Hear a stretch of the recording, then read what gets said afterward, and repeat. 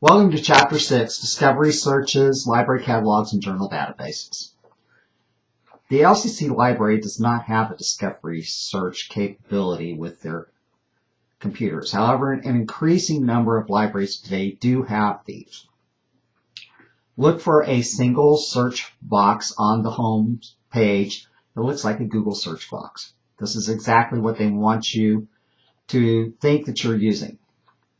Discovery searches try to be an academic Google, but it often fails to help the users enough with getting directly to the relevant resources. In theory, they are to enable you to look for books, journal articles, and other resources all at the same time.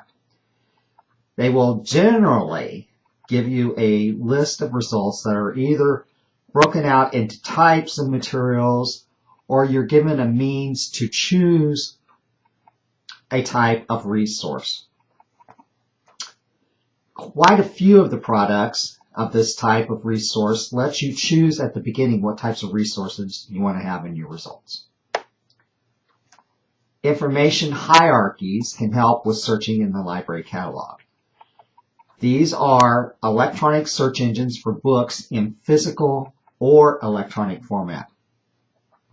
A metadata record is created for each book that contains the following fields: author, title, publisher, description, subject headings, and a call number.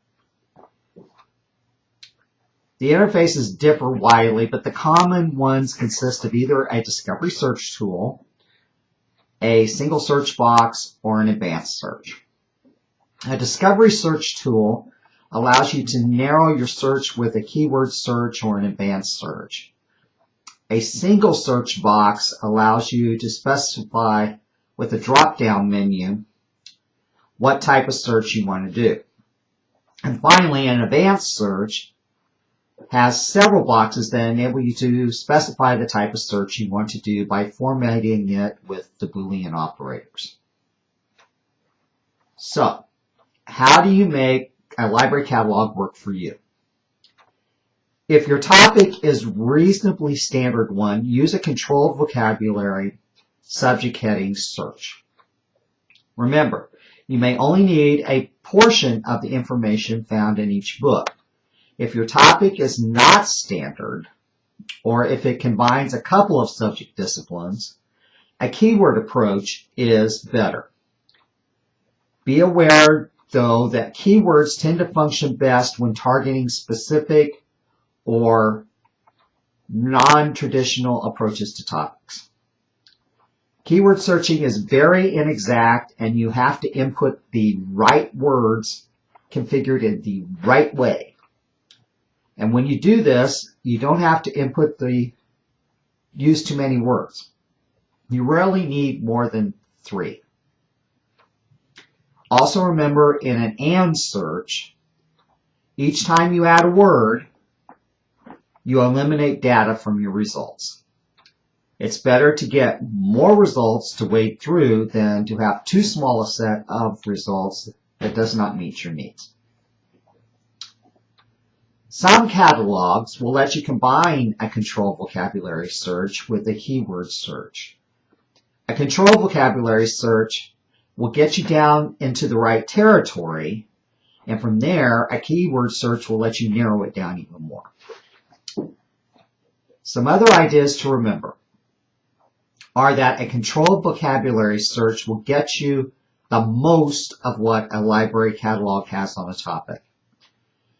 Beware when you combine 2 or more subject headings, because this is not as good as a controlled and keyword search. Remember to think hierarchically. What is a broader term, or what are other ways that I can do my search? And remember that card where you have a list of your topics. The textbook says that ebooks are catching on, but actually they are beginning to dwindle in popularity. Still, nowadays you will find ebooks alongside print in library catalogs. In order to separate out the electronic resources, add the word electronic to your search.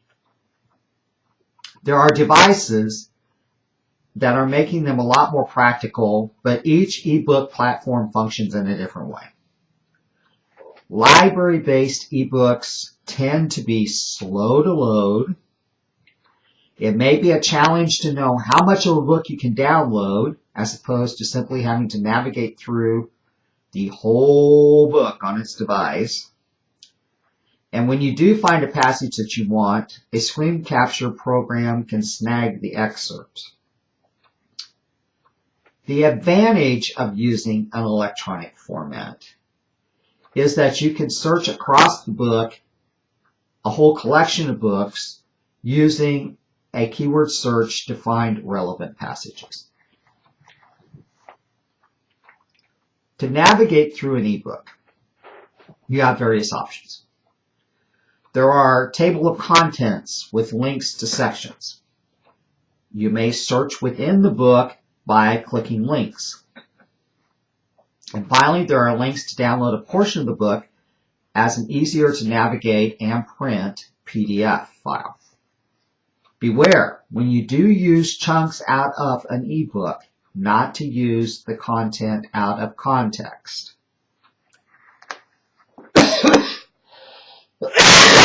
Excuse me. Google Books are a mainstay for many researchers.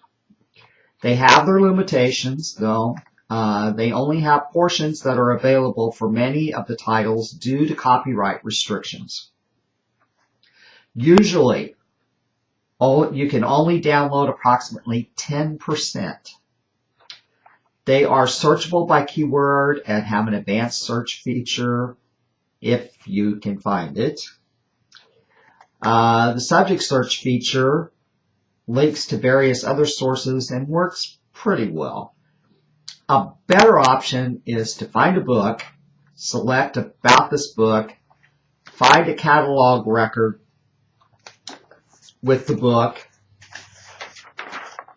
click on the subject links to direct you to other resources, and find a resource in the library. And the record may even show you where to find it in the library. Amazon's Look Inside feature allows you to access portions of books. There is a keyword search capability to search for content, but you're still restricted from the full content of the resources because of copyright restrictions. On the Google side, Google Play gives you access to resources in this way at a cost. So, how do you find excuse me, information to do in-text citations for e-readers when the page numbers are missing? Kindle has a location number system for this situation, but others do not. And in the APA, you will use the pattern of citing the sections rather than the page numbers. In MLA, in the absence of page numbers, you just need to cite the chapter rather than including the paragraph number. Okay, moving to journals. Journals are part of a set of resources called periodicals because they arrive periodically. These include newspapers, popular magazines, trade magazines, scholarly journals. Within a journal are articles, or the individual pieces or stories. A journal is the package that contains the articles, and to complicate things even further, at the end of the year, the journals are combined and made into a volume. Journals are treated differently than books, so you have to find them differently than a book. Journal databases become the library database or library catalogs for journals and other periodicals. There are different categories and purposes of periodicals. Popular magazines inform, entertain, they lack bibliographic data, they report about scholarly work instead of being scholarly. Scholarly periodicals, or journals, are academic in nature. They have notes and bibliographic data, they're on an advanced reading level, and use a system of peer review. Trade magazines specialize in some particular industry or technology. These periodicals are less popular and are highly technical. Peer review is where manuscripts are submitted to scholars to read and evaluate before they are published in a resource. This is a form of gatekeeping to weed out inferior work. This process has come under attack for preserving the status quo and preventing the development of new ideas. The opposition is not necessarily opposed to the process itself, but more to the idea of the process holding up the process to publish the author's work. To help deal with this, many journals are now offering what's called preprints.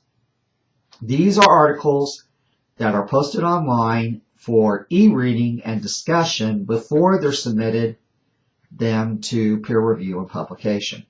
And this process facilitates collaboration among the scholars in the field. Periodicals are now available in both print and electronic format. A lot of periodicals are moving to the electronic format. Others continue in print, and others appear in both formats. The benefits of a periodical in electronic format are that it makes the periodically instantly accessible. You can save only the parts you need, and it makes the periodicals more searchable. However, the challenge of electronic periodicals are that the past articles are hard to find, especially if they're before 1990, when the electronic format started. Publishers also like to employ embargoes on journals, which prevents the release of the electronic version to a database for a period of time. Also, not every journal is available through the available databases. Many researchers will only pay attention to articles that are available in electronic full text. This is not a good idea, because libraries may have the issue that you're looking for, either in print or in a microform. Be sure to look over the available citations of the journal articles you locate and other resources, and look to see if they're available in another format.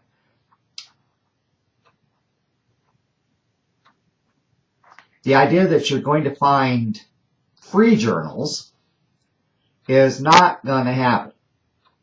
Journal publishers demand to be paid. This is even true with databases. Someone has to pay for the database and the license that allows you to have access to it. Or you're going to have to pay for the article directly from the publisher. Database publishers have to agree with the print publisher before the journal can be made available on the database. And this is the reason you have to use a password to gain access to the periodical databases off campus here. The license states that only people connected with the college can use the products, the databases. Two cases show how some publishers and database publishers are often at odds. Elsevier is the largest academic publisher. On May 16, 2017, issued a lawsuit against Sci-Hub and LibGen. They are the two largest illegal academic download sites. calling for an injunction and $15 million in damages. Elsevier alleges that these sites cause injury to Elsevier's business and that the defendants acted willfully because their actions and statements demonstrate that they both are aware of Elsevier's copyright rights and have consciously chosen to disregard those rights. So in June, the court awarded the $15 million, that's $15 million, in damages as requested by Elsevier. But since the Sci-Hub's creator lives outside the U.S. and has no U.S. access, there's a very slim chance that Elsevier will ever collect its money. For a useful analysis of those lawsuits, there's a link in the notes. In November 2017, a U.S. judge issued a final injunction related to American Chemical Society's lawsuit that bars pretty much any internet entity from providing access to Sci-Hub.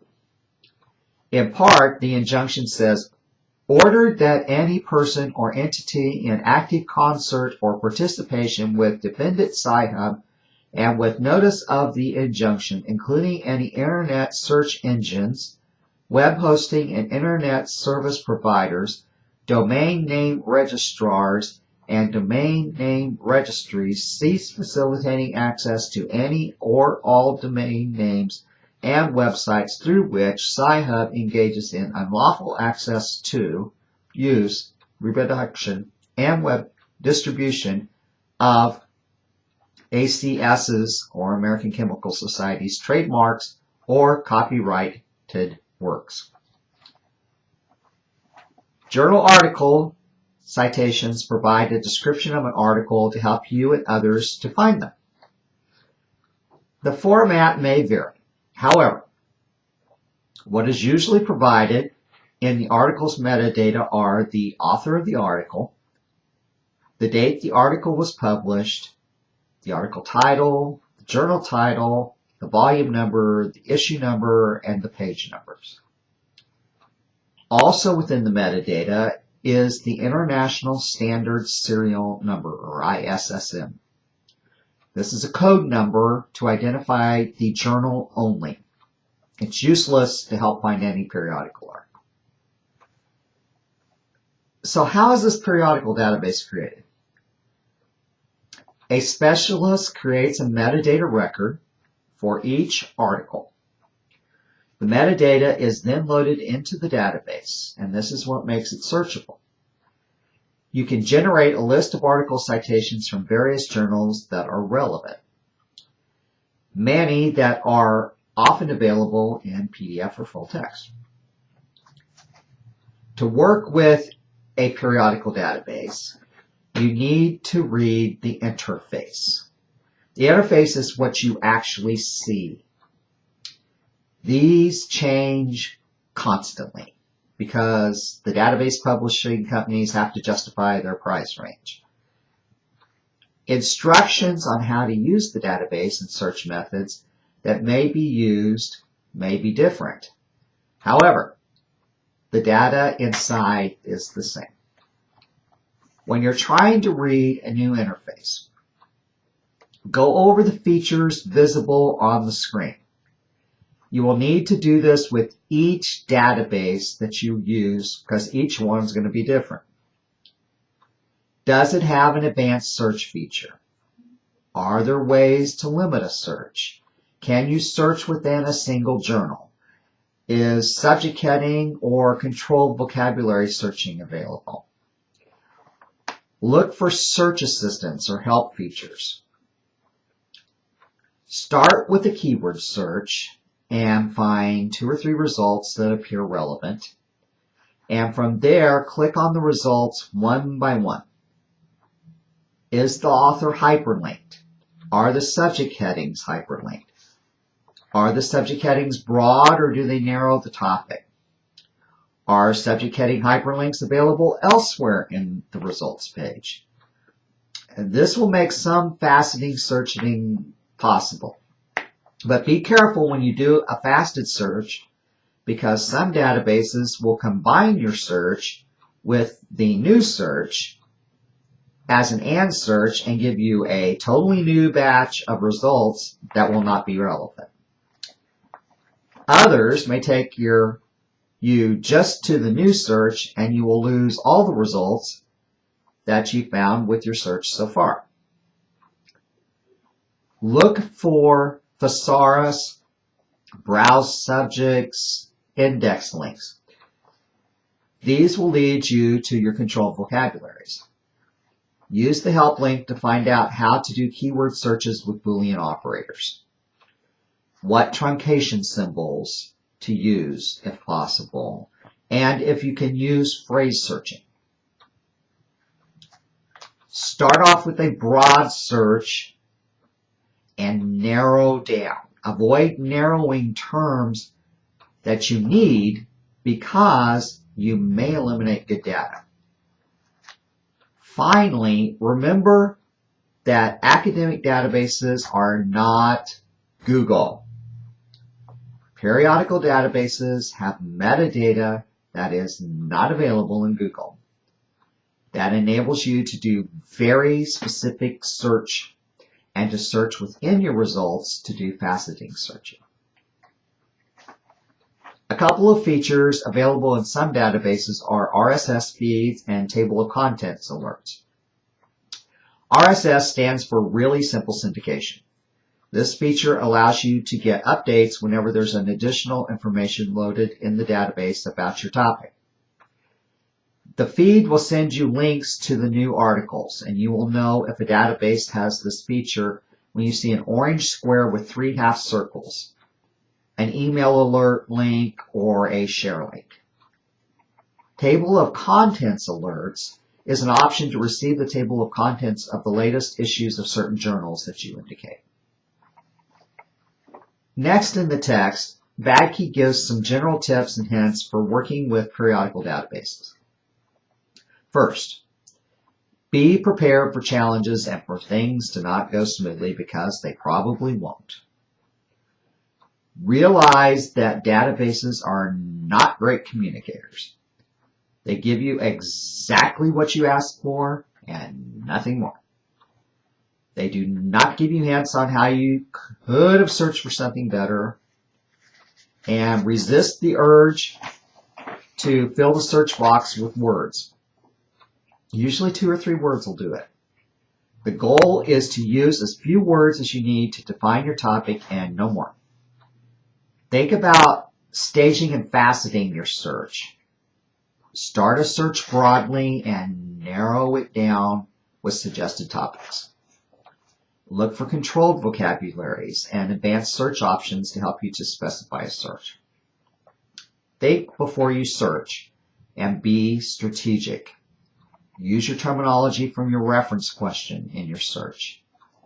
And when you get lost, retrace your steps, what you missed, and use that to refine your search.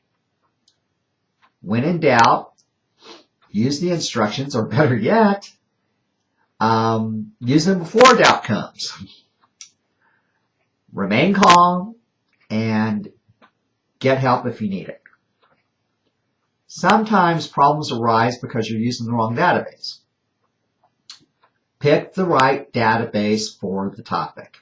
If you're going to use a specialized one,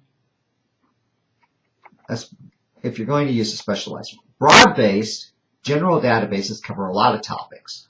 Use a general database if your topic covers more than one area. Check out the possibilities of interlibrary loan. This service can be your friend, but don't wait until the last minute to use it. And don't forget to pick up your stuff. This causes librarians to exhibit not so nice behavior. The rest of the chapter primarily deals with things that are going to be used by researchers at a higher level than you're going to use. A related articles link can be useful to lead you to other articles that are similar to what you're using. Remember the ancient Chinese research hint about reference lists. If you find these, the author has already done the research. If you find an article that is spot on, use it. A DOI is a digital object identifier. It's kind of like a barcode for each journal article. It stays with them no matter where it goes. You find a DOI by clicking on the title of the article and looking through the record. Those databases with citing features will have it in the citation. You've got to have the DOI if you're going to use a PA style. They want it instead of the database name where the article is found. If you can't find the DOI, you will have to use the journal's homepage URL in the citation if you are using APA. Beware of citing features. The citations they create are not always in the correct format. Don't rely on them. There are new varieties of journal databases all the time. The interfaces on all the databases change frequently and new capabilities are being developed. Keep in touch with libraries so that you have access to the latest databases available. Don't be afraid of databases. They are just tools, and when you use them properly, they'll be helpful for what they are designed to do. Videos are available from libraries, on YouTube, and from the database companies to help you navigate them. Remember, stay calm and focused. Read the directions, be strategic with your searches, and don't be afraid to ask for help.